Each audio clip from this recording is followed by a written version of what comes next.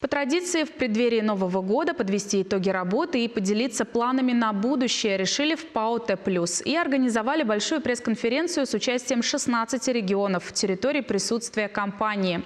Как энергетики намерены повышать качество теплоснабжения и платежную дисциплину, узнала Лидия Галактионова.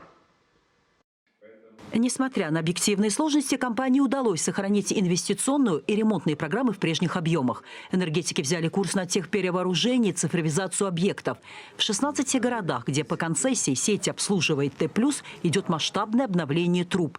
Только в этом году обновили порядка 700 километров. Рекордные цифры и рекордные вложения. И много здесь зависит от своевременных платежей потребителей. Компания не может все время отдавать в долг свою продукцию. У нас и так уровень долга, слава богу, мы умудряемся его пока не наращивать там, последние годы, но 53 миллиарда рублей долгов за тепло – это сильно много.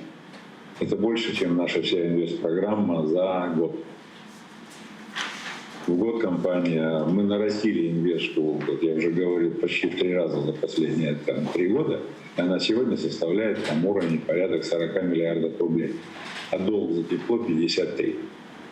То есть, говоря простым таким счетом, мы могли бы еще одну программу годовую сделать, если не было долгов. Сбором средств за оказанные энергетиками услуги занимается «Энергосбыт Плюс». Пока удается сохранить дебиторскую задолженность на уровне 2021 года. Вот и по Чебоксарам, Новочебоксарскую и Йошкар-Оле долги не превышают прошлогодний показатель – 1,5 миллиарда рублей. Хотя с новой зоной ответственности в Чувашии потребителей стало существенно больше. Это результат постоянной работы с клиентами. С учетом цифровизации значительно расширили набор опций, которыми энергетики пользуются для диалога с потребителями. Это влияет и на качество работы, и на быстроту взаимодействия. Многое делается для удобства клиента с тем, чтобы совершить сам платеж или разобраться с платежом, если у человека остались там какие-то неясности или проблемы.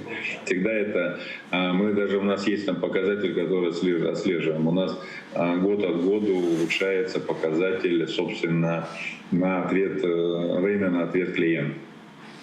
Там доходит уже буквально до минуты, полторы там, и так далее. Мы активно реагируем. Оперативно и удобно вопросы решаются через онлайн-сервисы, которые активно развивает компания. Хочу обратить ваше внимание на открытость компании в наших именно электронных сервисах. На сегодняшний день порядка 12 тысяч клиентов наших получают квитанцию в электронном виде.